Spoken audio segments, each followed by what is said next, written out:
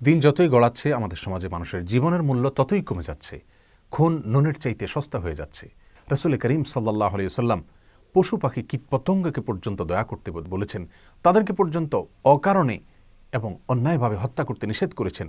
প্রিয় ভাই বোন আমার, রাসূল করিম সাল্লাল্লাহু আলাইহি ওয়াসাল্লাম বিভিন্ন হাদিস থেকে বোঝা যায় মানুষ হত্যা আল্লাহ সুবহানাহু ওয়া তাআলার কাছে এত জঘন্য অপরাধ যে এর পরিমাণ যখন পৃথিবীতে ভয়াবহ আকারে বাড়তে থাকবে, আল্লাহ সুবহানাহু ওয়া তাআলা পৃথিবীর এই সংসারকেই গুটিয়ে নেবেন।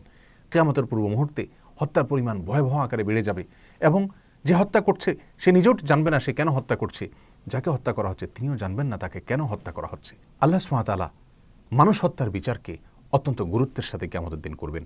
রাসূল করিম সাল্লাল্লাহু আলাইহি ওয়াসাল্লাম ইরশাদ করেছেন, সহিহ বুখারী এবং মুসলিম একযোগে বর্ণনা করেছেন যে আল্লাহ সুবহানাহু ওয়া তাআলা কিয়ামতের ময়দানে মানুষের মধ্যকার যে পাওনা দেনা সেগুলোর হিসাব নিকাশ শুরু করার শুরুতে একেবারে প্রথমেই মানুষ হত্যার বিচার দিয়ে তারপর শুরু করবেন। আমলের ক্ষেত্রে সালাতের হিসাব দিয়ে আল্লাহ সুবহানাহু ওয়া তাআলা হিসাব নেওয়া শুরু করলেও মানুষের মধ্যকার বিবাদমান যে সমস্ত বিবাদ, যে মানুষের পারস্পরিক হক অধিকার নিয়ে যত বিচার হবে সেগুলোর ভেতরে মানুষ হত্যার বিচার দিয়ে আল্লাহ সুবহানাহু ওয়া তাআলা বিচার শুরু করবেন। রাসূল করিম সাল্লাল্লাহু আলাইহি ওয়াসাল্লাম অন্য এক হাদিসে ইরশাদ করেছেন, যাকে হত্যা করা হয়েছে কিয়ামতের দিন সে আল্লাহর কাছে হত্যাকারীকে উপস্থিত করে বলবে, আল্লাহ তাকে জিজ্ঞাসা করুন সে আমাকে কেন হত্যা করেছে, কি কারণে আমাকে হত্যা করেছে। আল্লাহ নবী সাল্লাল্লাহু আলাইহি ওয়াসাল্লামের বিভিন্ন হাদিস থেকে, কোরআনের বিভিন্ন আয়াত থেকে পরিষ্কারভাবে বোঝা যায় আল্লাহর সঙ্গে শিরক করার পরে সবচেয়ে বড় অপরাধের তালিকায় উঠে আসে অন্যায়ভাবে কাউকে খুন করার অপরাধটি। রাসূল করিম সাল্লাল্লাহু আলাইহি ওয়াসাল্লাম এ সম্পর্কে যত হাদিস বলেছেন সেগুলোকে বলে শেষ করা কঠিন। আজ আমাদের কাছে খুন অত্যন্ত স্বাভাবিক একটি বিষয়। দু একটি খুনের ঘটনা আমাদেরকে তেমন কোনো টাচই করে না।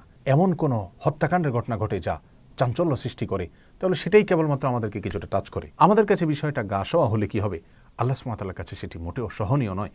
বাইহাকির এক বর্ণনা নবী সাল্লাল্লাহু আলাইহি ওয়াসাল্লাম ইরশাদ করেছেন, লা জাওয়ালুদ দুনিয়া আহওয়ানু আলাল্লাহি মিন কাতলি মুমিন। আল্লাহ সুবহানাহু ওয়া তাআলার কাছে গোটা পৃথিবী ধ্বংস হয়ে যাওয়া এই বিষয়টি যতটা জঘন্য, একটি মানুষের জীবনহানি হওয়া, একটা মানুষ খুন হওয়া তার চাইতে বড়। অতএব আমাদের কাছে, আমাদের সমাজে, আমাদের মিডিয়ার চোখে দু চারটি খুন স্বাভাবিক খুন, দু চারটি হত্যা এগুলো খুব স্বাভাবিক বিষয় হলে কি হবে, আল্লাহর কাছে সেটি মোটেও স্বাভাবিক নয়। বুখারীর অন্য এক বর্ণনা নবী সাল্লাল্লাহু আলাইহি ওয়াসাল্লাম ইরশাদ করেছেন, লা ইয়াজানাল মুমিন ফি ফুসহাতিন মিন দীনিহি মা লাম ইউসিব দামান হারাবা। এবং একই ধরনের হাদিস পাশাপাশি ভাষার আরও বিভিন্ন হাদিসের কিতাবে বর্ণিত হয়েছে, যার খোলাসা হলো এরকম যে কোনো মানুষ যদি কোনো মানুষকে হত্যা করে তাহলে তার আশার জায়গা ফুরিয়ে যায়। আর যদি মানুষ হত্যা ছাড়া অন্য কোনো অপরাধ মানুষ করে আল্লাহর সঙ্গে শিরক করা ছাড়া, তাহলে সেক্ষেত্রে মানুষের আশার জায়গা আর ফুরায় না। অতএব আল্লাহর কাছে মানুষ হত্যা করা অত্যন্ত জঘন্য অপরাধ।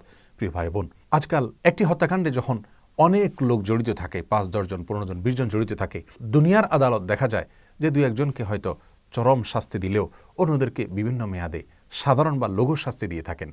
কিন্তু আল্লাহ সুবহানাহু ওয়া তাআলার বিধান এক্ষেত্রে মানুষ হত্যার ক্ষেত্রে অত্যন্ত ভয়াবহ, অত্যন্ত কঠোর। রাসূল করিম সাল্লাল্লাহু আলাইহি ওয়াসাল্লাম ইরশাদ করেছেন, তিরমিজিতে হাদিসটি বর্ণিত হয়েছে যে গোটা পৃথিবীর সমস্ত মানুষ, এমনকি আসমানে যারা বসবাস করে তারাও যদি একত্র হয়ে সকলে মিলে নবমণ্ডল এবং ভূমণ্ডলের সমস্ত মানুষ যদি একত্র হয়ে একজন মানুষকে হত্যা করে, আল্লাহ সুবহানাহু ওয়া তাআলা ওই একটি খুনের বদলায়, একটি খুনের শাস্তি স্বরূপ গোটা নবমণ্ডল এবং ভূমণ্ডলের সমস্ত মানুষকে জাহান্নামে দিতে পর্যন্ত কার্পণ্য করবেন না। আল্লাহর কাছে মানুষ হত্যা এত ভয়াবহ অপরাধ।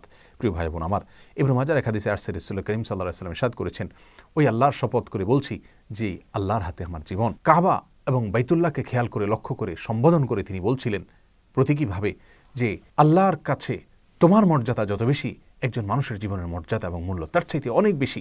রাসূল করিম সাল্লাল্লাহু আলাইহি ওয়াসাল্লাম বুখারী মুসলিম হাদিসে বলেছেন, তোমরা 7টি ভয়াবহ ধ্বংসাত্মক অপরাধ থেকে বেঁচে থাকবে। তার শুরুতে তিনি শিরকের কথা বলেছেন, এরপরেই 3 নম্বরে তিনি বলেছেন মানুষ হত্যা করার কথা। সবচাইতে চিন্তার বিষয় হলো রাসূল করিম সাল্লাল্লাহু আলাইহি ওয়াসাল্লাম ইরশাদ করেছেন, আবু দাউদ হাদিসটি বর্ণিত হয়েছে, কুল্লু যামবিন আসাল্লাহু আন ইয়াগফিরাহু ইল্লা মান মাতা মুশরিকান আও কাতালা মুমিনান মুতাআম্মিদা। যত অপরাধ হতে পারে সমস্ত অপরাধের শাস্তি আল্লাহ সুবহানাহু ওয়া তাআলা মওকুফ করতে পারেন, তবে যে ব্যক্তি মুশরিক অবস্থায় শিরক করতে করতে মৃত্যুবরণ করেছে অথবা কোনো মানুষকে, কোনো মুমিনকে ইচ্ছাকৃত হত্যা করেছে, এই 2 অপরাধ এটা আল্লাহ সুবহানাহু ওয়া তাআলা মাফ করবেন না। এবং কোরআনে কারীমে সূরা নিসা 93 নম্বর আয়াতে একই কথা বলা হচ্ছে। আল্লাহ সুবহানাহু ওয়া তাআলা বলেছেন, ওমা ইয়াকতুল মুমিনান মুতাআম্মিদা ফাজাযাউহু জাহান্নাম খালিদান ফিহা ওয়া গাদিবাল্লাহু আলাইহি ওয়া লাআনাহু আ'আদ্দা লাহু আযাবান আযীমা। আল্লাহ সুবহানাহু ওয়া তাআলা এই আয়াতে 5টি শাস্তির কথা বলেছেন, 5টি কঠিন ভয়াবহ সতর্ক বার্তা তিনি জারি করেছেন।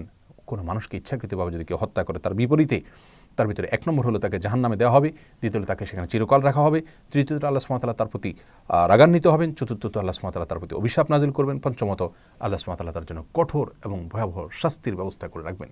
মানুষ খুনের এই ভয়াবহ অপরাধ, এটা যদি আমাদের সমাজের খুনিরা জানতো, এর কি চরম শাস্তি আল্লাহ সুবহানাহু ওয়া তাআলা দিবেন সেটা যদি জানতো, তাহলে কোনোদিন তারা খুনের ধারে কাছেও যেত না। সূরা মায়েদার 32 নম্বর আয়াতে আল্লাহ সুবহানাহু ওয়া তাআলা বলেছেন, মান কাতালা নাফসান বিগাইরি নাফসিন আও ফাসাদিন ফিল আরদি ফাকান্নামা কাতালান নাস জামিআ, যে ব্যক্তি কোনো মানুষকে অন্যায়ভাবে হত্যা করলো, সে যেন গোটা বিশ্ব মানবতাকে হত্যা করলো। আল্লাহ সুবহানাহু ওয়া তাআলা আমাদের সকলকে শুভ বুদ্ধির জন্য উদয় হয় সেই তৌফিক দান করুন। আমাদের সমাজের প্রত্যেকটা মানুষের জীবনের নিরাপত্তা আল্লাহ সুবহানাহু ওয়া তাআলা আমাদেরকে দান করুন। সুবিচার যেন আমরা নিশ্চিত করতে পারি, আল্লাহ তাআলা সেই শক্তি সামর্থ্য আমাদেরকে দান করুন। এবং নিরীহ যে সমস্ত মানুষরা নিহত হচ্ছে, তাদের পরিবারের জন্য সান্ত্বনা হলো, এই দুনিয়াতে যদি তারা বিচার নাও পান, ইনশাআল্লাহ আল্লাহর আদালতে তারা অবশ্যই বিচার পাবেন এবং কঠোর শাস্তির মুখোমুখি খুনিকে হতে হবে। আল্লাহ সুবহানাহু ওয়া তাআলা আমাদের সকলকে আল্লাহর ভয়ে সমস্ত অন্যায় কাজ থেকে বিরত থাকার তৌফিক দান করুন এবং একটি সুষ্ঠু শান্তিপূর্ণ সমাজ আমাদের সকলকে আল্লাহ সুবহানাহু ওয়া তাআলা নসিব করুন। আস-সুন্নাহ ফাউন্ডেশন, উম্মার স্বার্থে সুন্নাহর সাথে।